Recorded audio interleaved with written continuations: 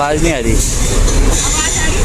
नहीं, कैच नहीं कर रहा, नॉइस बहुत है। हाँ। ये लोग रोज उठते हैं, रोज काम पर जाते हैं, 90 डेसिबल से ऊपर की नॉइस में 8 से 10 घंटे बिताते हैं। डेसिबल्स यानी डीबी साउंड की लाउडनेस नापने की यूनिट। जितना नंबर ज्यादा, आवाज उतनी ही ज्यादा तेज और नुकसानदायक। कोई नहीं सुनता इनकी। ये हैं इंडिया के इनविजिबल वर्कफोर्स, जिनका नॉइस एक्सपोजर स्लोली उनकी जिंदगी चुरा रहा है।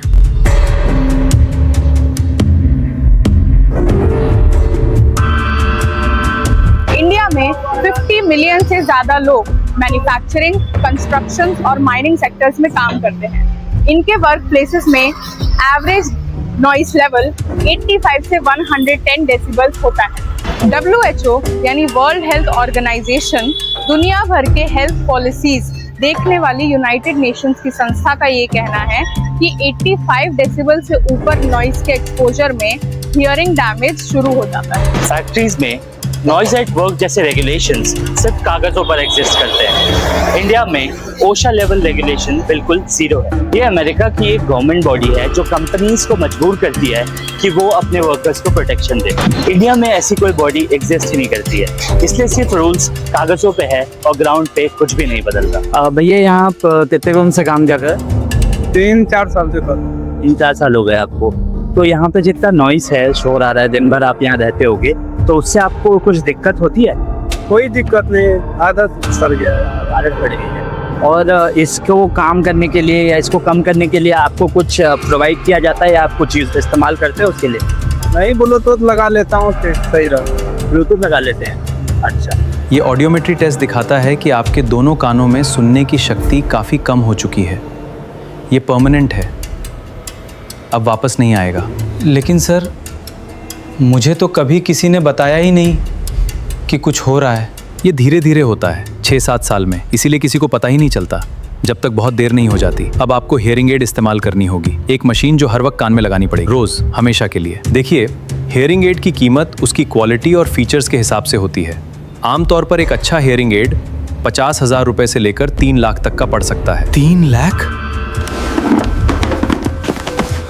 Someone help!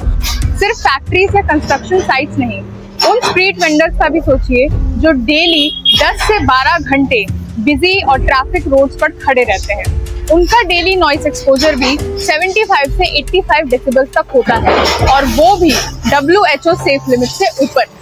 एक रिसर्च के मुताबिक जो यूनिवर्सिटी ऑफ कैलिफोर्निया डेविस के ने किया था, अकेले मोटर व्हीकल से होने वाले नॉइस की एनुअल कॉस्ट पूरे देश के लिए 5 से 10 बिलियन डॉलर तक एस्टिमेट की गई है। ये figure healthy impact, property value loss और लॉस प्रोडक्टिविटी को मिलाकर निकाला गया है। और ये सिर्फ पैसों का मामला नहीं है। स्टडीज ये भी दिखाती हैं कि जो लोग high traffic, high noise streets के पास रहते हैं या काम करते हैं, उनमें अस्थमा और कोरोनरी यानी हार्ट से जुड़ी बीमारियों का रिस्क ज्यादा पाया गया है। इसी प्रॉब्लम के रिगार्डिंग हमने एक एक्सपर्ट से पूछा कि इंडस्ट्रियल वर्कर्स में हियरिंग लॉस कितना फ्रीक्वेंटली दिखता है। सो इंडस्ट्रियल वर्कर में हियरिंग लॉस काफ़ी फ्रीक्वेंट है, क्योंकि वो कांस्टेंट एक्सपोजर में रहते हैं तेज साउंड के। तो अगर हम WHO की गाइडलाइन से जाएं तो 85 डेसिबल से अबव 8 आवर्स तक कंटिन्यूसली आप अगर साउंड एक्सपोज कर रहे हैं, किसी तेज साउंड से एक्सपोज हो रहे हैं, तो हियरिंग इम्पेयरमेंट होने के चांसेस बहुत ज़्यादा होते हैं। और स्पेसिफिकली अगर हम इंडस्ट्रियल वर्कर्स की बात करें तो मशीनरीज जो हुई, माइनिंग में जो काम करते हैं, मैन्युफैक्चरिंग में जो काम करते हैं, तो कॉन्स्टेंटली इस तरीके की नॉइस से एक्सपोज होते हैं। अच्छा, और दूसरी चीज़ ये है कि अवेयरनेस भी नहीं है और लोग काम भी नहीं करना चाहते इस चीज़ को लेकर के। सो व्हाट दे डू कि छोटी छोटी चीज़ें हैं, this thing is preventable but it is not curable. एक बार जो ये लॉस हो गया, auditory loss, that is not curable but it is preventable. तो छोटी छोटी चीज़ें करके, जैसे कि ईयर प्लग यूज़ किया जा सकता है, या मशीनरी को टाइम टू टाइम चेक करें, और जो वर्कर्स वहाँ पे काम कर रहे हैं, जो एक्सपोज हो रहे हैं, उनका time to time auditory checkup हो, ताकि अगर ऐसे कुछ सिम्टम्स आ रहे हैं तो उस पर काम किया जा सके। So these things can be done to prevent it. एक रीसेंट स्टडी जो इंडस्ट्रियल नॉइस मैनेजमेंट पर हुई, उसने दिखाया कि इंजीनियरिंग कंट्रोल्स जैसे noise barriers, sound proofing walls जो मशीन के अराउंड लगते हैं, और मशीन आइसोलेशन पॉड्स सबसे ज़्यादा इफेक्टिव हैं। ये एक बार का इन्वेस्टमेंट है और 5 साल में खुद को पे बैक कर देता है, कम एब्सेंटिज्म और ज़्यादा प्रोडक्टिविटी के थ्रू। दूसरा, अब टेक्नोलॉजी भी मदद करती है। IoT सेंसर्स यानी छोटे डिजिटल डिवाइसेस जो ऑटोमेटिकली डेटा कलेक्ट करके सीधा इंटरनेट पर भेजते हैं, फैक्ट्री फ्लोर पर लगाए जा सकते हैं, जो real time noise data collect करते हैं और 85 डेसिबल्स क्रॉस करते ही अलर्ट भेजते हैं।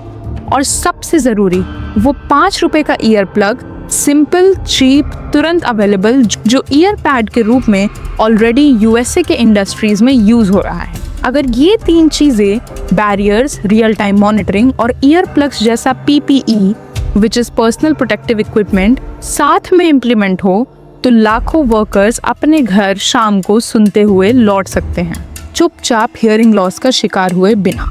अगर आप फैक्ट्री में काम करते हैं, अपने एम्प्लॉयर से ईयर प्रोटेक्शन मांगो।